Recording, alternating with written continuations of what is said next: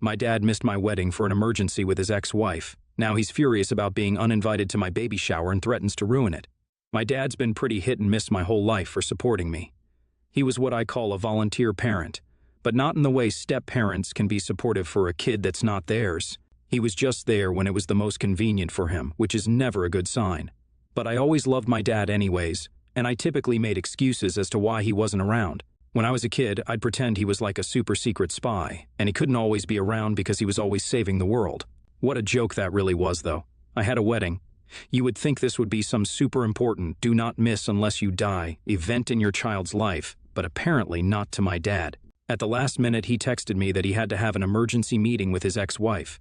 He didn't even have the balls to tell me to my face that he wasn't going to walk me down the aisle. I'm his only daughter, so this is a one-of-a-kind opportunity that you would think he wouldn't want to miss. There should have been nothing more important to him than his daughter's wedding. Of course, I am nothing short but livid that he wasn't there for me that day. So, who can really blame me when I decided that I didn't want him at my baby shower? Of course, my mom says baby showers aren't actually for men anyways. My mom says baby showers are typically just for the women, so that they can celebrate the baby and bring gifts and whatnot. This sounds completely crazy to me in general, but now my dad is throwing a complete hissy fit because I was not going to invite him.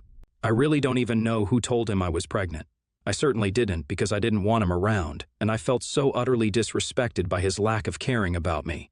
If he didn't want to be there for my wedding, why on earth should I allow him to be there for my baby or baby shower? I don't want to let my child have the same disappointment that I had from his grandfather. Now though, my dad's threatening to ruin my baby shower if I don't invite him. I'm not completely sure how he expects to do that exactly though. If he wasn't at my wedding during my most important day, why does he care to be at my baby shower? Actually, why does he deserve to be at my baby shower? He's never actually been there for me. Maybe I should just have a complete talk with him to explain my views. I doubt it will actually do anything, but you should always try, right? Update 1. I finally had a talk with my dad. I was able to ask him what was so important that he had to leave my wedding to go see his ex-wife. He wouldn't explain to me what happened to her or why he walked out. This is actually really typical for my dad. He never tells the whole truth. Why start now? But at least he did actually apologize though, and said that yes, he should have been there for my wedding. I'll take what I can get at this point with him, I guess. He said he was acting so rash about coming to my baby shower simply for the fact that it was my first child. It was a boy, and he really wanted to be there for my son. He sounded so sincere when he told me why he wanted to be there. It's completely possible that I could be getting played yet again with this whole ordeal, and I really feel like he's being sincere, but I don't know. I don't think he still deserves to come to my baby shower. Of course, I don't want him to miss out on anything since it's his first grandson, but I really need him to show some initiative here. That being said, during our meeting, I told him that I had to really think about everything before I gave him an answer on if he could come or not. He's my father. If he wants to be there in that way, I want him to be there, but it's also a question of if he actually wants to be there. Is he going to let me down and not show up after all he's threatened and I'll just have to let him back in? Or is he going to actually show up and be what he's supposed to be as my father? Anyways, I guess I'll figure it out. I want to do what's right for me, not what will make him happy. Update 2. Alright, I made my decision. I decided he can't come. I can't continue to let myself be subjected to his constant disappointments. Either he shows up in my life or he doesn't. He can't continue to get my hopes up just to let me down. I'm going to tell him that I can't do this anymore and that he's not invited to my baby shower. Well, that went about as well as you figured it could go. I told him in person and he walked off without another word to say. I figured, of course, that he was mad, and I can understand the fact that he was mad, but I hoped he would just go cool off and that would be that. Of course, for my dad, that wasn't the case. My guests and I got to the baby shower and everything was going really well. We played games and were in the middle of opening the presents before eating and then continuing more games afterwards when someone walked in wheeling a box. The box was wrapped and looked just like a big present. The man appeared to be in a delivery uniform, which was okay. I assumed that someone had bought maybe a stroller, or who knows, maybe even and it was being delivered as those items can be pretty big. Boy, was I wrong. The delivery man got the box to me and I started to open it, but the box started to move. This, of course, really scared me. The box tumbled off the platform, busted open, and my dad popped out. Not only did he pop out of the box, but he was dressed like a clown of all things. He kicked out of the box so haphazardly, looking like he was drunk. After kicking out of the box, he jumped up and tried to do like some weird-ass dance. He ran around the room screaming and singing for several minutes, annoying my guests. Then came back to the front of the room where I was and yelled to everyone at the Party that he was my father and I had denied him an invite to my baby shower, and that he didn't know how I could be such an ungrateful daughter. This obviously upset me. I'm pregnant after all, and now my father comes in looking and acting like a complete idiot, embarrassing me in front of all my guests. I broke down crying. I literally broke down crying and got up and just ran out of the side door. I am at a loss for words about how anyone can be so insensitive to another person's feelings. What's worse is he made me out to be the bad person in front of all my guests when it's him who didn't come to my wedding. He's the one who was never there for me.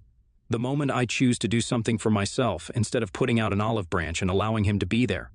I don't know. I don't know what to say. I don't know what to do.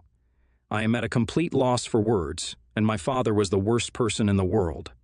I've decided from this point forward to just cut him out of my life. He's never been there for me, and he always ruins everything in my life. I will be much happier without this volunteer parent being in my life or my son's life. I will not allow him to be treated the way I have been. Good for you, girl. Female empowerment. I'm sorry, but I agree with your dad. How cold are you to not invite him? Maybe he had a right to behave the way he did. My husband William and I have 3 children, Charlotte, 22 female, Sebastian, 11 male, and Leo, 7 male. Our rule is that if a child is in school, then they do not need to get a job or pay rent.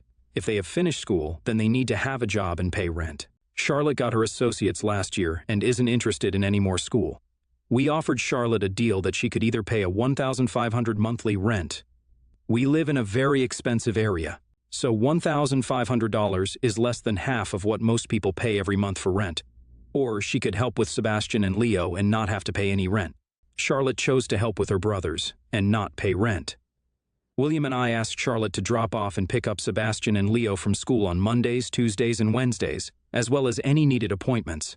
We reimbursed Charlotte for the gas she spent driving them. William and I do not go out very often, maybe 3 times a month. We always got Charlotte's go-ahead before making plans and asking her to stay home with Sebastian and Leo. Last month, William and I planned to meet with a friend for dinner, but our friend had to cancel last minute for an emergency. We decided to go back home and immediately noticed that Charlotte's car was gone and Sebastian and Leo were in the front yard playing. When we asked where Charlotte was, Sebastian and Leo explained that she had left earlier and they were locked outside. Sebastian and Leo told us that Charlotte leaving them home alone was a very normal thing, but they didn't say anything before since they didn't think it was a big deal and also like being home alone. William and I kept trying to call Charlotte, but she was not picking up. About a half hour before William and I planned on being home, we had been calling her for over 3 hours at this point. Charlotte pulled up in the driveway. William and I told Charlotte she cannot babysit Sebastian and Leo anymore. She's lied to us for over a year and destroyed our trust in her.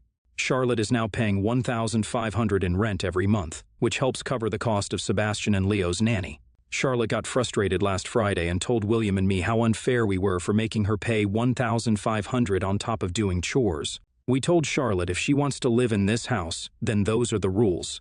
If she doesn't like it, then she can go ahead and walk out the door. Charlotte's biological mom, Phoebe, called William and me awful parents and accused us of choosing our new children over Charlotte. Phoebe posted a rant on Facebook voicing this opinion. Friends have reached out to us because they know we aren't favoring Sebastian and Leo over Charlotte. But they said that we were too harsh in telling Charlotte to either deal with our rules or walk out the door because it's a hard thing to hear from your parents at any age, and we should try to work out a compromise. But Charlotte broke our trust and lied for over a year. I don't see how a compromise would solve anything. AITA? Some additional information because several people have asked. Charlotte works as an ultrasound technician and earns about $5,000 every month. In our area, most starter homes cost more than $3,000 every month, not counting utilities. Phoebe moved 2 hours away after Charlotte turned 18, so a commute from Phoebe's house to Charlotte's current job is obviously impossible. That is Phoebe's reasoning for why she cannot take Charlotte in and expects William and I to just let what Charlotte did slide. It looks like there's been some confusion. When I say starter home, I'm referring to a studio apartment or a single room in a shared apartment. Charlotte gets a massive discount living with us compared to if she lived on her own, especially because we provide her utilities and food at home. NTA. She's not a child, she's 22, and leaving the 2 younger kids home alone could get you in a world of problems depending on the rules in your state. She's been irresponsible, apparently, for quite some time. In the beginning, she had a choice of arrangements. She chose the child care option and then didn't hold up her side of the deal, so you put her into the other option of paying rent. It's not like you kicked her out, which you totally could have done technically since she's an adult. If her bio mom is so invested in her living arrangements, why doesn't she offer a spot in her home? And if paying rent and doing some chores seems onerous to her, she's going to have a rough time dealing with full-fledged adulting when she's on her own. Seems to me the compromise here is that you're still letting her live in your home at all. SMH. NTA. You told her her options, and she chose to look after her younger siblings. Then she actively went behind your back for over a year, not fulfilling her end of the deal. Also, leaving the boys at home and locked out of the house seems to be the norm for her while you were out of the house. It's lucky you discovered what she was doing before something had happened to the boys. Also, $1,500 a month, there's nothing in a city that is expensive. If it's a major city like the one I live in, then that wouldn't even get you a studio apartment, so really she shouldn't be complaining because if she had her own place, she would pay rent, utilities, cook her own meals, and then still have to do chores. People saying you shouldn't charge your children are also the ones who get shocked when their adult children are not independent and still rely on them in adulthood. I'm 46 female.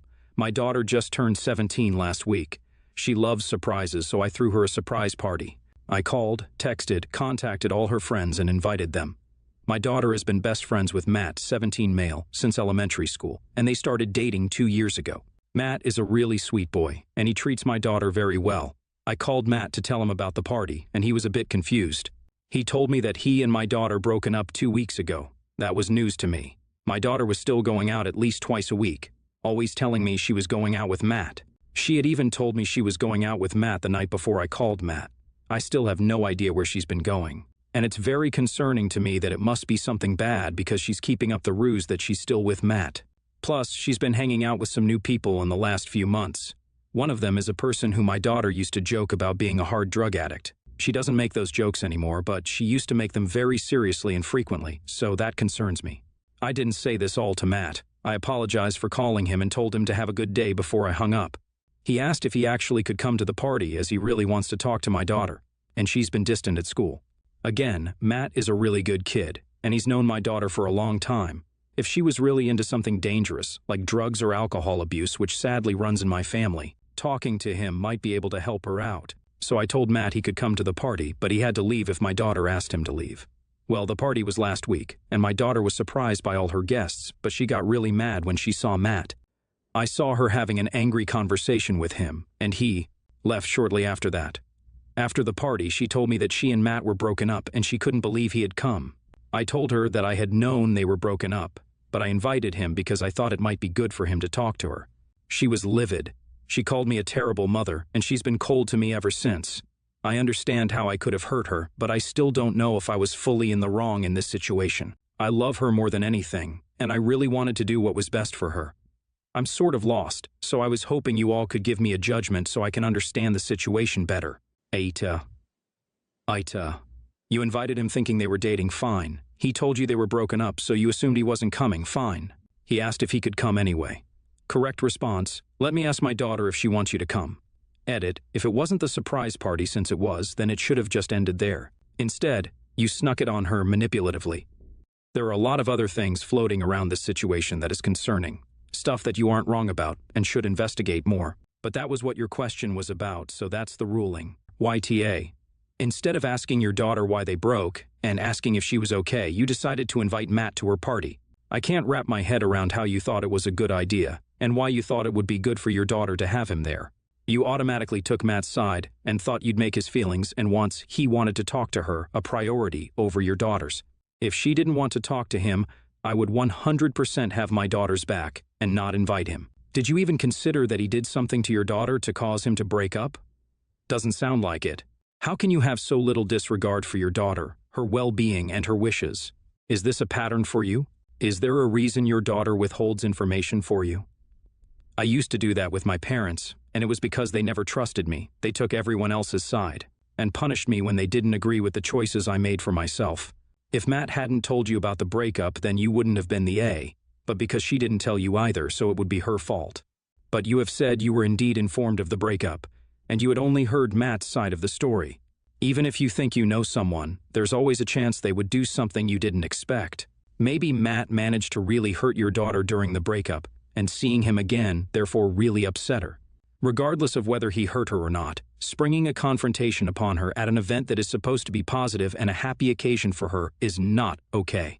This was not the time or place for them to talk out their issues, even if she was informed beforehand. Why Tahir?